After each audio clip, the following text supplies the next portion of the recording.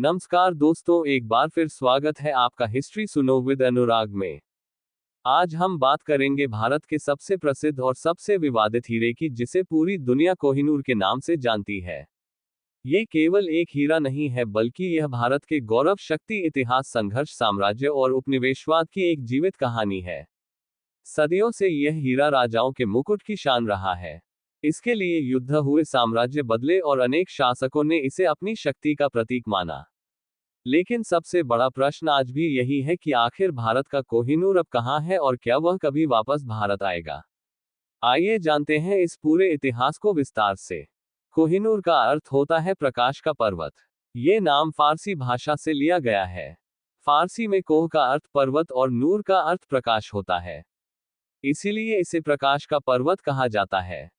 जब सूरज की किरणें इस हीरे पर पड़ती थी तब इसकी चमक इतनी अद्भुत दिखाई देती थी कि लोग इसे धरती का सबसे सुंदर हीरा मानते थे।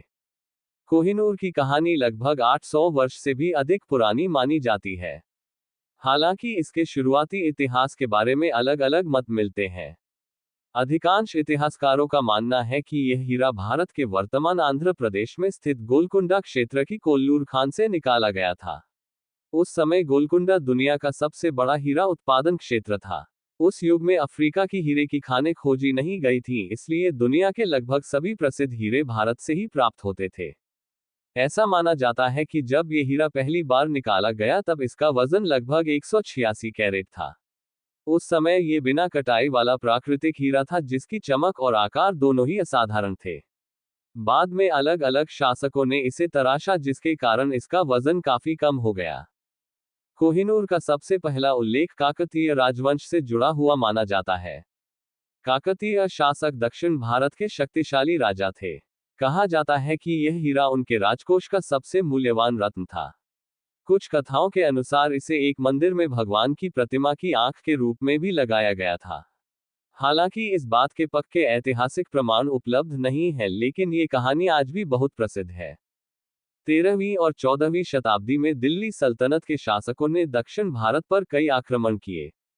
वर्ष 1310 में अलाउद्दीन खिलजी के सेनापति मलिक काफूर ने काकतीय राज्य पर हमला किया।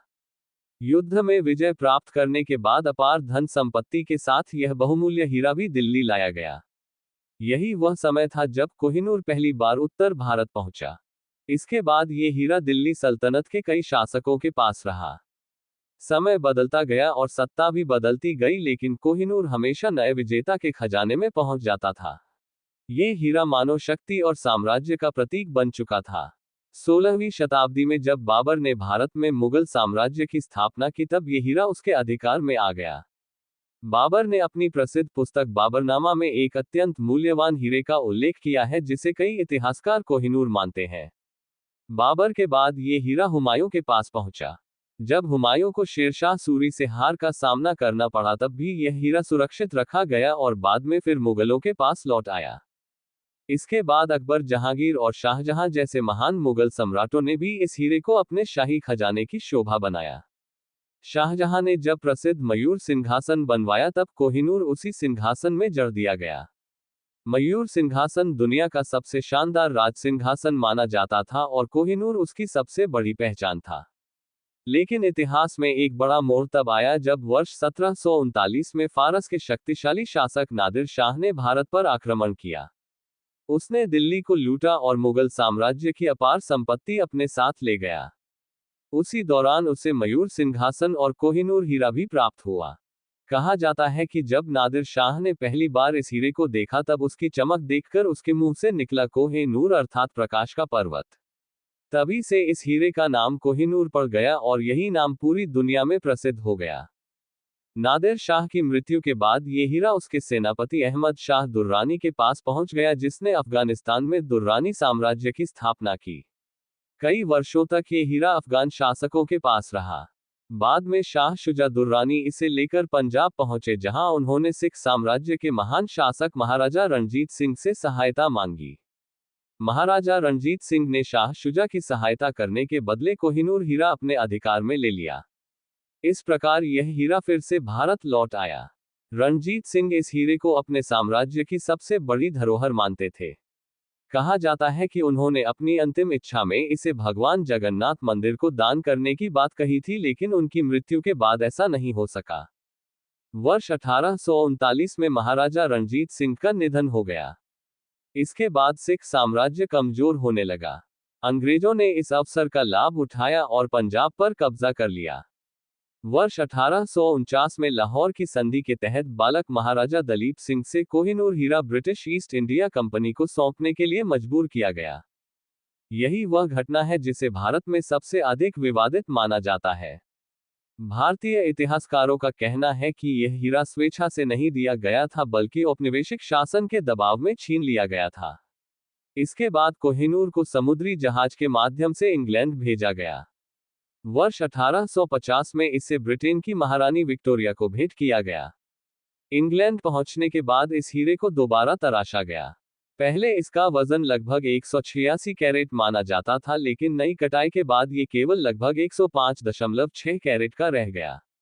वजन कम होने के बावजूद इसकी चमक पहले से अधिक बढ़ गई। इसके बाद कोहिनूर को ब्रिटिश शाही आभूषणों का हिस्सा बना दिया गया।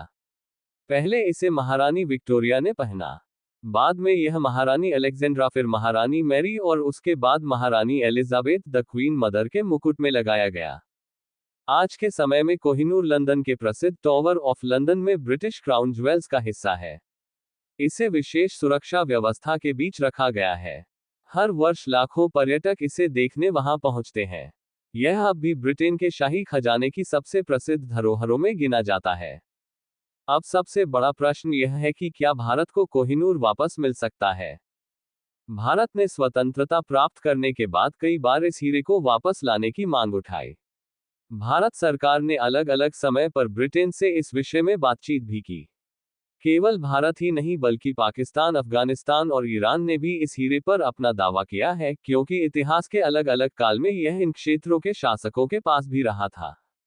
ब्रिटेन का कहना है कि कोहिनूर कानूनी रूप से उन्हें सौंपा गया था, इसलिए इसे वापस नहीं किया जा सकता।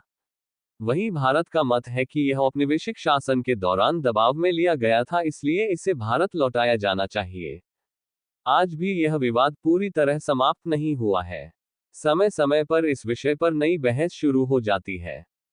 जब भी ब्रिटिश शाही परिवार से जुड़ा कोई बड़ा कार्यक्रम होता है, तब कोहिनूर फिर से चर्चा में आ जाता है। कोहिनूर केवल एक बहुमूल्य हीरा नहीं है, बल्कि यह भारत के गौरवशाली इतिहास का प्रतीक है। इसने अनेक साम्राज्यों का उत्थान और पतन देखा है। इसने काकतीय राजाओं से लेकर दिल्ली सल्तनत, मुगल साम्राज्य, फारसी साम्राज्य, अफगान शासकों, सिख साम्राज्य और ब्रिटिश साम्राज्य तक का लंबा सफर तय किया है। शायद दुनिया का कोई दूसरा हीरा इतना लंबा और रोमांचक इतिहास नहीं रखता। कोहिनूर हमें यह भी सिखाता है कि शक्ति और संपत्ति हमेशा स्थायी नहीं होती। समय के साथ साम्राज्य बदल जाते हैं, लेकिन इतिहास अपनी कहानियां हमेशा जीवित रखता है। आज भी जब कोई कोहिनूर का नाम लेता है तो सबसे पहले भारत का नाम ही लोगों के मन में आता है, क्योंकि इसकी जन्मभूमि भारत की धरती ही रही है।